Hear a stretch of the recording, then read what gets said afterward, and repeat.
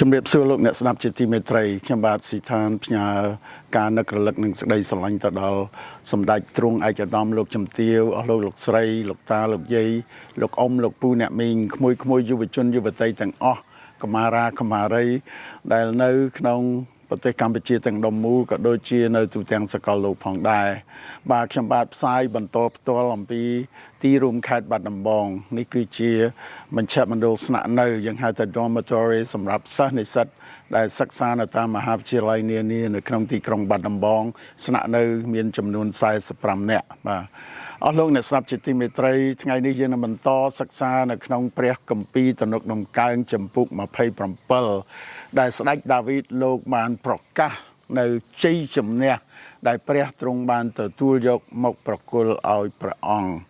យ៉ាងណាមិញលោកអ្នកស្ដាប់ជាទីមេត្រីនៅក្នុងចំពុក27នេះស្ដេចដាវីតលោកបានទៅចែកបាទពិពណ៌នាវែកញែកអំពីសេចក្តីជំនឿដែលយកមកប្រើនៅក្នុងពេលដែលយើងកំពុងមានការភ័យខ្លាចបាទ discuss of faith in the midst of fear បាទគឺសេចក្តីជំនឿនៅកណ្ដាលនៅពេលដែលយើងកំពុងឆ្លងកាត់នៅការភ័យខ្លាចហើយនឹងការស្វែងរកព្រះភ័ក្ត្ររបស់ផងព្រះបាទ seeking the face of God គឺស្វែងរកព្រះភ័ក្ត្ររបស់ព្រះហើយទទួលរងចាំព្រះអង្គប្រទាននៅជីវិតមួយដ៏ប្រសើរឡើងវិញនៅក្នុងកលៈទេសៈដ៏លំបាកមួយនេះបាទស្ដេចដាវីតលោកក៏បានបង្ហាញអំពីភាពកក់ក្ដៅដែលលោកផ្ញើទុកជាមួយនឹងព្រះអង្គម្ចាស់លោកអត់ភ័យអត់ខ្លាចទេលោកគិតហើយជឿជាក់បាទមានភាពកក់ក្ដៅដោយមានព្រះជាទីពឹងពំនាក់អញ្ចឹងលោកអ្នកស្ដាប់ជាទីមេត្រីទំនុកដំកើងចំពុក27នេះគឺសរបញ្ជាក់ឲ្យយើងឃើញថាស្ដេចដាវីតលោកបាននាំយើងទៅចែកអំពីសេចក្តីជំនឿនៅពេលភ័យខ្លាចស្វែងរកព្រះភ័ក្ត្ររបស់ផងព្រះហើយទន្ទឹងរង់ចាំនៅជីវិតមួយបាទទន្ទឹងរង់ចាំនៅជីវិតមួយដ៏អស្ចារ្យដែលព្រះនឹងផ្ដល់ឲ្យទោះបើយើងកំពុងតែរស់នៅកណ្ដាលនៃជីវិតដ៏ស្មុគស្មាញដ៏លំបាកមួយនេះអស់លោកអ្នកស្ដាប់ជាទីមេត្រីឥឡូវនេះដើម្បីកុំឲ្យយើងរងចាំយូរថាតើពាក្យបរិយាយទាំងអំបាននៅក្នុងទំនុកដំកើង27របស់ស្ដេចដាវីតនេះមានន័យស៊ីជម្រៅយ៉ាងណាតើអកម្បាំងអ្វីដែលលាក់ពីក្រោយព្រះបន្ទូលទាំងអស់នេះចូលឲ្យយើងចូលទៅបល្ល័ង្កនៃព្រះគុណជាមួយនឹងខ្ញុំបាទដើម្បីនឹងសូមឲ្យព្រះបើកសម្ដែងនៅការទាំងអស់នោះឲ្យយើងបានជ្រាបហើយយល់នៅបំណងប្រហាតីដ៏អស្ចារ្យដែលព្រះអង្គមានសម្រាប់យើងបាទបបិទ្ធព្រះដ៏មានពរទូបង្គំអរគុណព្រះអង្គហើយចេះតែមានហេតុនឹងអរគុណព្រះអង្គគ្រប់ពេលគ្រប់វេលាកលៈទេសៈទាំងអស់ដោយស្ដេចដាវីតក្នុងពេលនេះកលៈទេសៈលំបាកជាទីបំផុតតែលោកផ្ដល់ទំនុកទុកចិត្តលើព្រះអង្គនៅក្នុងពេលដែលលោកកំពុងឆ្លងកាត់នៃការភ័យខ្លាចនិងការលំបាកលំបិនយ៉ាងខ្លាំងជាទីបំផុតបបិទ្ធព្រះដ៏មានពរសូមព្រះអង្គបានបង្ហាញយើងខ្ញុំបង្កើនកម្លាំងយើងខ្ញុំក្តីជំនឿយើងខ្ញុំពង្រីក territory ទឹកដីថ្វាយព្រះអង្គឲ្យកាន់តែធំនៅក្នុងខេត្តបាត់ដំបងក៏ដូចទូទាំងប្រទេសកម្ពុជានិងលើសកលលោកទាំងមូលឲ្យរាជជាច្រើនបានងាកចូលមកឯបល្ល័ង្កនៃព្រះគុណរបស់ទ្រង់ដូចជាទូបង្គំកំពុងធ្វើនេះហើយឲ្យមនុស្សម្នាទាំងឡាយចុះចូលជាមួយព្រះអង្គដើម្បីរស់នៅជីវិតដែលមានសុភមង្គលនិងសុខុមាលភាពដ៏រុងរឿងសូមព្រះអង្គមានបន្ទូលមកកាន់យើងខ្ញុំហើយដឹកនាំយើងខ្ញុំក្នុងរយៈ2ម៉ោងដែលយើងជួបគ្នានៅក្នុងនាទីជីវិតផ្លាស់ប្រែនេះបទូលបង្គំអធិដ្ឋានដោយនៅព្រះនាមព្រះយេស៊ូវគ្រីស្ទអាមែនអស់លោកអ្នកស្ដាប់ជាទីមេត្រីឥឡូវនេះព្រះបន្ទូលរបស់ព្រះទំនុកដំកើងចំពុក27នោះយើងនឹងពិចារណាជាមួយគ្នាព្រះយេហូវ៉ាជាពន្លឺនិងជាព្រះអង្គសង្គ្រោះនៃខ្ញុំតើខ្ញុំនឹងខ្លាចអ្នកណាព្រះយេហូវ៉ាជាទីចម្រោកយ៉ាងមាំនៃជីវិតខ្ញុំតើខ្ញុំញញើតនឹងអ្នកណាអញ្ចឹងបើយើងមានព្រះអង្គជាទីពឹងពំនាក់ហើយព្រះអង្គជាពន្លឺនឹងជាព្រះសង្គ្រោះរបស់យើងហើយតើរឿងអីឲ្យយើងខ្លាចអ្នកឯទៀតឬអត្តពលឬកម្លាំងអ្វីមួយទៀតដែលចេញពីក្រៅពីព្រះនោះយើងអត់មានហេតុអ្វីដែលនឹងត្រូវខ្លាចទេព្រះយេហូវ៉ាជាទីចម្រោកយ៉ាងមាំនៃជីវិតខ្ញុំអញ្ចឹង បើយើងមានព្រះអង្គជាទីចម្រោកហើយជីវិតរបស់យើងក៏នឹងបានប្រសើរតើខ្ញុំញញើតនឹងអ្នកណាបើព្រះអង្គជាទីចម្រោករបស់ខ្ញុំហើយនោះហើយមិនមែនជាចម្រោកដែលទ្រុឌទ្រោមចម្រោកដែលគាត់ខ្យល់បក់មកបន្តិចវាផាត់រសាត់ទៅតាមខ្យល់នោះទេតែស្ដេចដាវីតបានប្រាប់ថាព្រះយេហូវ៉ាជាទីចម្រោកយ៉ាងមាំនៃជីវិតខ្ញុំមាំលោកអ្នកស្គាល់ហើយមាំបាទដើមស្វាយនេះមាំមែនតើខ្ញុំច្រានមិនក៏មិនទៅដែរបាទដើមស្វាយខ្ញុំច្រានអត់ទៅទេបាទមាំបាទបងនេះបងធ្វើពីថ្មខ្ញុំច្រានអត់ទៅទេអញ្ចឹងអ្វីដែលស្ដេចដាវីតលោកមានព្រះបន្ទូលបរិជ្ជអង្គការនេះគឺព្រះអង្គចង់និយាយអំពីភាពរឹងមាំនៃព្រះជាម្ចាស់ដែលជាទីជ្រកកោនរបស់គាត់អញ្ចឹងរឿងអីឲ្យគាត់ញញើតនឹងអ្នកណានោះបាទខ្មាំងសត្រូវនៅពាត់ជុំវិញលោកនៅពេលលោកនិយាយនេះលោកថាលោកអត់ញញើតជាមួយខ្មាំងនឹងទេពីព្រោះគាត់ជ្រកនៅក្នុងនៅក្នុងចម្រោកយ៉ាងរឹងមាំនៃជីវិតរបស់លោកគឺព្រះជាអង្គម្ចាស់នោះឯងខ2ថាពេលពួកអ្នកប្រព្រឹត្តអាក្រក់គឺបច្ចាមិត្តនិងខ្មាំងសត្រូវរបស់ខ្ញុំបានសង្ខោកមកលើខ្ញុំដើម្បីស៊ីសាច់ខ្ញុំនោះគេនឹងចំពប់ដួលអញ្ចឹងខ្មាំងសត្រូវដែលគេសង្ខោកមកគឺកញ្ចង់កន្ទ្រប់ត្របាក់លេបគាត់តែម្ដងស្ដេចដាវីតថា it doesn't matter មិនជាបញ្ហាអ្វីទាំងអស់បាទមិនជាបញ្ហាអ្វីទាំងអស់គេចង់ស៊ីសាច់គាត់នឹងតែយ៉ាងម៉េចគាត់អបបាក់ធ្វើអីទេគេចំពប់ដួលដោយខ្លួនឯងអ្នកណាធ្វើឲ្យគេចំពប់ដួលលោកអ្នកស្ដាប់ជាទីមេត្រីស្ដេចដាវីតបានរំលឹកនៅខ1ហើយថាគឺព្រះជាទីចម្រោកយ៉ាងរឹងមាំនៃជីវិតរបស់ខ្ញុំគឺជីវិតរបស់ស្ដេចដាវីតនឹងអញ្ចឹងព្រះដដែលនឹងក៏ជាទីចម្រោកយ៉ាងរឹងមាំសម្រាប់ជីវិតរបស់ខ្ញុំលោកអ្នកដែលកំពុងស្ដាប់ទាំងអស់គ្នាផងដែរបាទអស់លោកអ្នកស្ដាប់ជាទីមេត្រីយើងមើលតទៅទៀតនៅខ3ទោះបើមានពលទ័ពមកឡោមព័ទ្ធខ្ញុំក៏ចិត្តខ្ញុំមិនភ័យខ្លាចឡើយបាទទ័ពយ៉ាងច្រើនមកព័ទ្ធជុំវិញគាត់ស្ដេចដាវីតមើលទៅពីខាងណាមកទ័ពមកខាងនោះក៏មកច្រើនខាងនេះក៏មកច្រើនខាងនេះក៏មកច្រើនខាងស្ដាំនេះក៏មកច្រើនបាទងាកទៅឃើញតែទ័ពបាទស្ដេចដាវីតថាងាកទៅឃើញតែទ័ពមកទ័ពមកយ៉ាងច្រើនឡោមព័ទ្ធគាត់ពាក្យថាឡោមព័ទ្ធហ្នឹងគឺថាងាកទៅឃើញតែទ័ពបាទងាកឆ្វេងក៏ទ័ពងាកក្រោយក៏ទ័ពងាកស្ដាំក៏ទ័ពងាកទៅណាក៏ទ័ពដែរចឹងស្ដេចដាវីតថាខ្ញុំងាកទៅឃើញទ័ពយ៉ាងច្រើនមកឡោមព័ទ្ធខ្ញុំបាទក៏ចិត្តខ្ញុំមិនភ័យខ្លាចឡើយដែលមានណាបងប្អូននៅកណ្ដាលខ្មាំងឈរទៅម្នាក់ឯងតងាច់តងោចហើយស្រាប់តែខ្មាំងនៅព័ទ្ធជុំវិញហើយថាអត់ខ្លាចនោះតែយើងនិយាយទៅកើតទេបើសិនជាយើងអត់មានអីជាទីពឹងបើយើងអត់មានអីជាទីអាងតើយើងអាចនិយាយកើតទេស្ដេចដាវីតនិយាយកើតដោយសារគាត់មានព្រះជាទីពឹងព្រះជាទីអាងព្រះជាអាវក្រោះសម្រាប់លោកបាទអញ្ចឹងស្ដេចដាវីតថាងាកទៅឆ្វេងងាកទៅស្ដាំងាកទៅលិចងាកទៅកើតងាកទៅលើងាកទៅក្រោមតបមកព័ទ្ធជុំវិញគាត់តែម្ដងក៏ប៉ុន្តែថាក៏ចិត្តខ្ញុំមិនភ័យខ្លាចឡើយទោះបើមានចម្បាំងកើតឡើងទាស់នឹងខ្ញុំក៏ខ្ញុំនៅតែសង្ឃឹមដែរនឹងគឺគាត់មានប្រសាសន៍អញ្ចឹងចម្បាំងតបជាមួយគាត់ក៏គាត់មានសង្ឃឹមដែរខ4និយាយថាខ្ញុំបានសូមតែសេចក្តីមួយពីព្រះយេហូវ៉ាហើយនឹងស្វែងរកសេចក្តីនោះឯងគឺឲ្យខ្ញុំបាននៅក្នុងដំណាក់របស់ព្រះយេហូវ៉ារាល់តែថ្ងៃអស់មួយជីវិតរបស់ខ្ញុំដើម្បីរំពឹងមើលសោភ័ណភាពរបស់ព្រះយេហូវ៉ាហើយពិនិត្យពិចារណានៅក្នុងព្រះវិហាររបស់ព្រះអង្គចឹងអស់មួយជីវិតគាត់រាល់ថ្ងៃមិនមែនតែម្ដងមួយយាមទេស្ដេចដាវីតថារាល់តែថ្ងៃអស់មួយជីវិតគាត់ហ្នឹងគឺគាត់រស់នៅដើម្បីរំពឹងមើលសោភ័ណភាពរបស់ព្រះយេហូវ៉ាហើយពិនិត្យពិចារណានៅក្នុងព្រះវិហាររបស់ព្រះអង្គអ្នកណាគេជាព្រះវិហារព្រះអង្គព្រះគម្ពីរសញ្ញាថ្មីសាវកពលបានប្រាប់ថាយើងទាំងអស់គ្នាជាព្រះវិហាររបស់ព្រះថ្ងៃដែលយើងទទួលជឿព្រះយាងព្រះអង្គមកគង់នៅក្នុងបល្ល័ង្កជីវិតយើងធ្វើជាព្រះសង្គ្រោះនិងជាព្រះអង្គម្ចាស់នោះព្រះអង្គយករូបកាយយើងជាព្រះវិហាររបស់ទ្រង់អញ្ចឹងព្រះវិហាររបស់ព្រះមិនមែនអាគារតទៅទៀតទេគឺរូបកាយរបស់អ្នកជឿផងទាំងឡាយក្នុងកលតិស័កនេះស្ដេចដាវីតលោកជាព្រះវិហាររបស់ព្រះអញ្ចឹងគាត់ថាគាត់នឹងរំពឹងមើលសោភ័ណភាពរបស់ព្រះយេហូវ៉ាហើយពិនិត្យពិចារណានៅក្នុងព្រះវិហាររបស់ព្រះអង្គ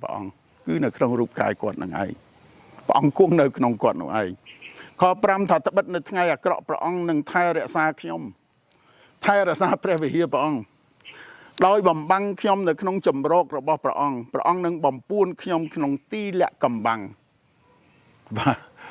អញ្ចឹងកំបាំងត្រូវមើលគាត់អត់ឃើញទេពេលហ្នឹងអានេះជាជំនឿរបស់គាត់អ្វីដែលគាត់និយាយគឺជំនឿរបស់គាត់មិនមែនគាត់ចេះបាំងបាត់ទេលោកអ្នកស្ដាប់ជាទីមេត្រីកុំឲ្យថាអូអ្នកជឿព្រះយេស៊ូវចេះបំបាំងបាត់ដែរអត់មាននិយាយរឿងហ្នឹងទេ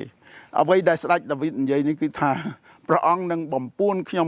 ក្នុងទីកំបាំងនៃព្រះពន្លារបស់ផងព្រះអង្គគឺកន្លែងដែលព្រះអង្គគង់នៅព្រះអង្គយកទៅដាក់នៅនឹង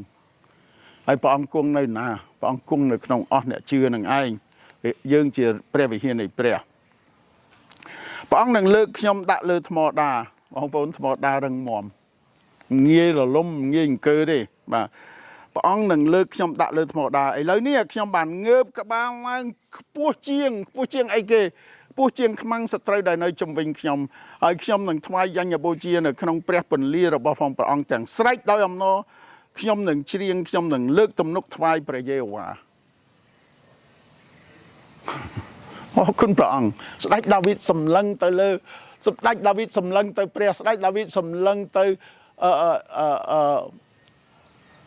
ទីពឹងជ្រករបស់គាត់ដែលរឹងមាំជាងថ្មដាទៅទៀតនោះហើយការពារគាត់ជាកំផែងសម្រាប់ជីវិតរបស់គាត់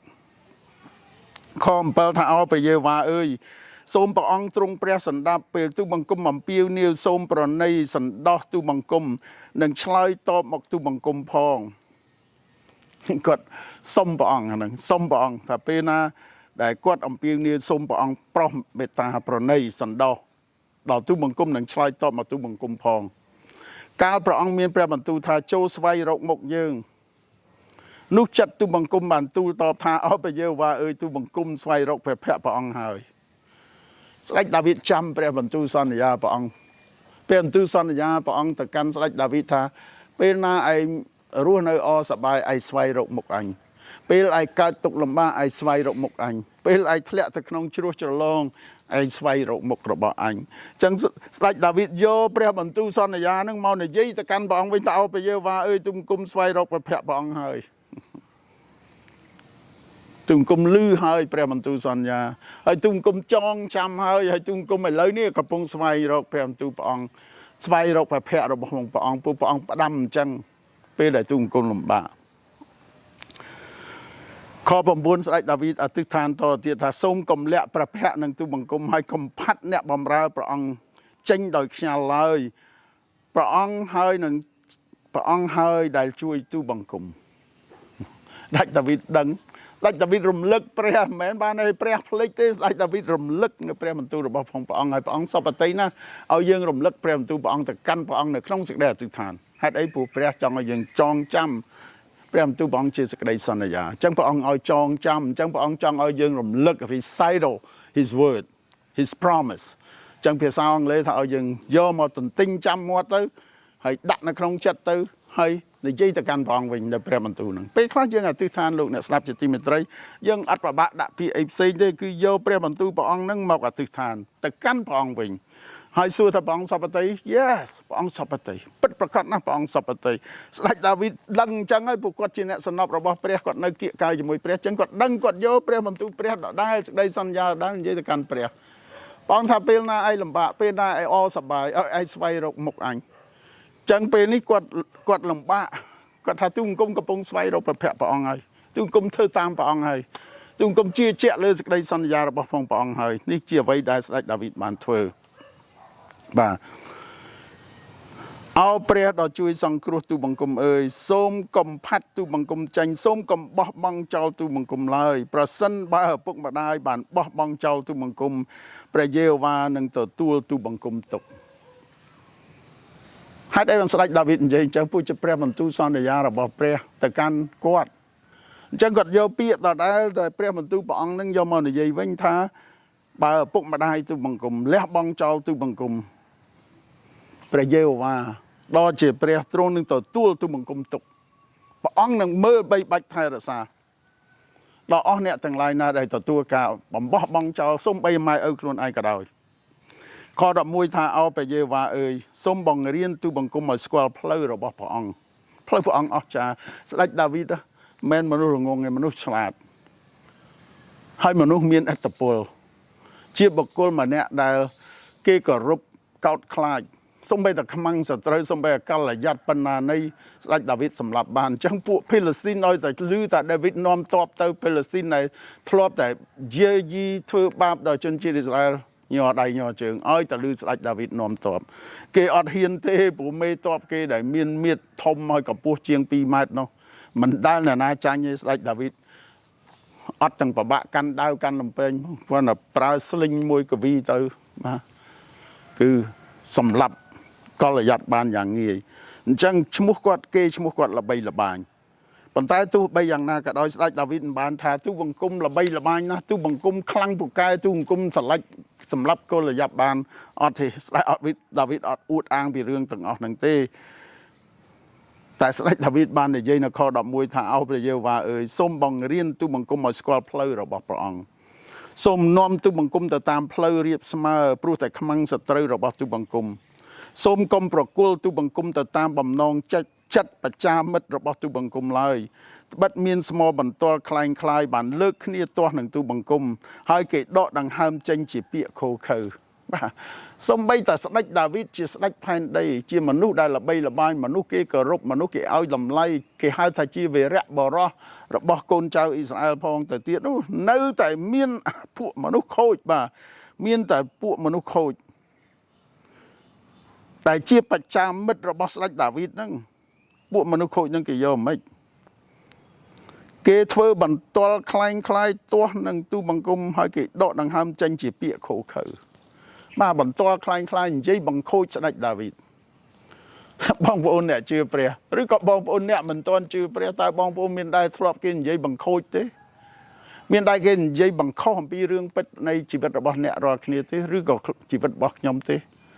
ម្នាក់សុទ្ធតែធ្លាប់ជួបប្រទេសសូម្បីតែស្ដេចដាវីតដែលគាត់ដល់ថ្នាក់ហ្នឹងហើយគាត់ជាមនុស្សកំពូលមនុស្សនៅក្នុងជនជាតិអ៊ីស្រាអែលហើយនៅតែគេនាំគ្នាធ្វើស្មោបន្ទាល់คล้ายនិយាយបង្ខូចគាត់ហើយលើកគ្នាទាស់នឹងគាត់រកតែគាត់ដកដង្ហើមចេញ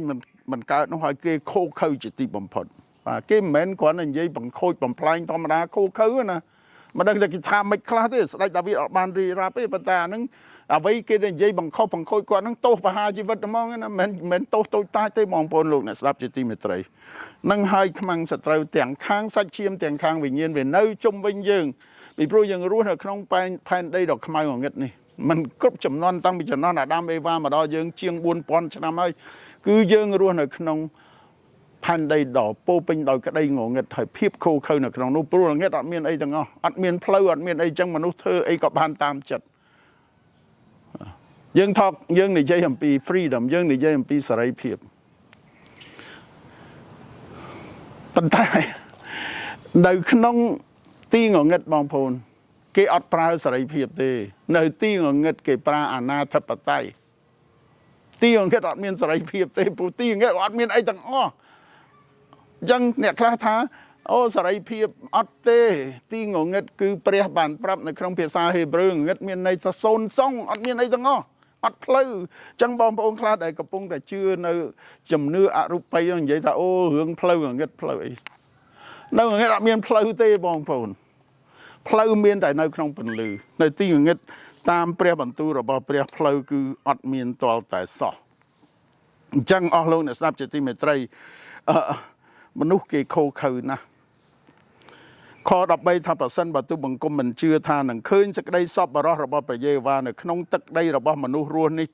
នោះតើទូបង្គំនឹងទៅជាយ៉ាងណា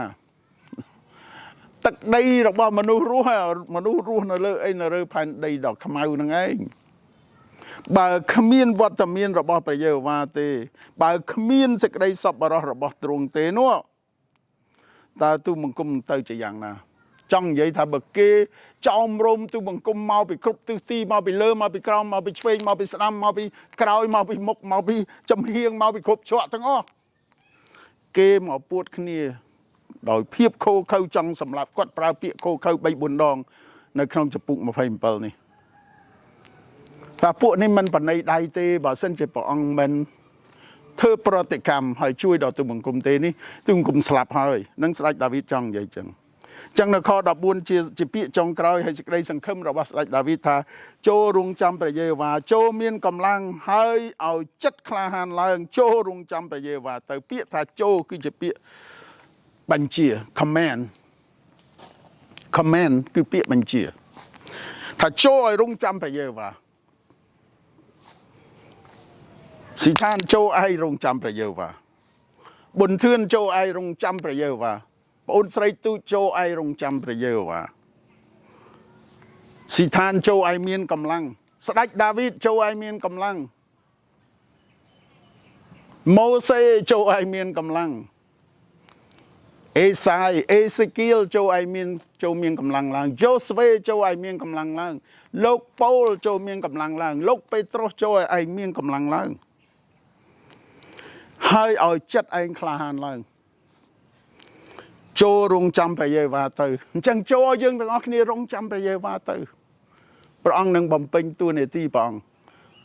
អង្គនឹងធ្វើប្រតិកម្មជាមួយមនុស្សផងទាំងឡាយដែលរស់នៅក្នុងទីងងឹតដែលអត់មានផ្លូវដែលរស់នៅដោយអាណាធិបតេយ្យគ្មានច្បាប់គ្មានទម្លាប់គ្មានអាណាគុំក្រងអរិយវាថានឹងហើយជាកន្លែងដែលវាគុំក្រងនៅទីងងឹតនោះឯងពួកវាធ្វើអីបានតាមចិត្តអរិយវាអះអាងនៅក្នុងកូរិនថូសខ្សែទី2ចំពោះ2វាអះអាងថាវាជាព្រះនៃលោកីនេះឯងជាព្រះនៃទីងងឹតតែអរគុណព្រះយើងមានព្រះយេហូវ៉ាព្រះយេស៊ូវដែលជាព្រះដ៏គង់នៅតែជាពន្លឺព្រះយេស៊ូវមានបន្ទូលថាខ្ញុំជាពន្លឺយាងមកដើម្បីបំភ្លឺមនុស្សលោកនៅក្នុងយ៉ូហានចំពុក1អស់លោកអ្នកស្ដាប់ជាទីមេត្រីអញ្ចឹងរវាងងងឹតដែលអត់អីសោះនោះអត់ផ្លូវអត់អីនោះហើយនឹងពន្លឺដែលមានផ្លូវមានគ្រប់ទាំងជំហានចង្អុលបង្ហាញអ្វីៗទាំងអស់នៃជីវិតរបស់យើងដំណើរជីវិតយើងលោកអ្នកជ្រើសយកមួយណាឥឡូវពន្លឺនៅខាងស្ដាំងងឹតនៅខាងឆ្វេងសម្រាប់ខ្ញុំលោកអ្នកខ្ញុំប្រាប់ឲ្យហើយខ្ញុំឆ្លើយមុនគេថាខ្ញុំរើសយកពន្លឺហើយនៅខាងស្ដាំចុះលោកអ្នកវិញតើលោកអ្នករើសយកខាងស្ដាំពន្លឺឬយកខាងឆ្វេងងងឹតដែលអត់មានផ្លូវអីទាំងអស់មានតែភាពអនាធិបតេយ្យសូមព្រះប្រទានពរហើយសូមឲ្យអធិដ្ឋានព្រះយេស៊ូវអរគុណព្រះអង្គអរគុណហើយអរគុណទៀតសម្រាប់ព្រះបន្ទូលដ៏អស្ចារ្យមួយនេះនៅក្នុងទ្រង់កាយចំពុក27សូមព្រះអង្គបានប្រកបដោយពពកហើយបញ្ឆេះចិត្តយើងខ្ញុំឲ្យជ្រើសរើសយកផ្លូវដែលមានពន្លឺដែលព្រះអង្គជាតួនៃពន្លឺនៅស្ដាំដៃរបស់យើងឬក៏យើងរស់នៅផ្លូវងងឹតដដែលដែលយើងរស់នៅតាំងពីកើតពោះម្ដាយមកតទៅទៀតនេះជាការសម្រេចចិត្តរបស់យើងសូមព្រះអង្គបំភ្លឺផ្លូវយើងហើយជួយការសម្រេចចិត្តនេះឲ្យបានត្រឹមត្រូវតាមបំណងបហាតីដ៏អស្ចារ្យរបស់ទ្រង់បាត់កូនអធិដ្ឋាននៅព្រះនាមព្រះយេស៊ូវគ្រីស្ទអាមែន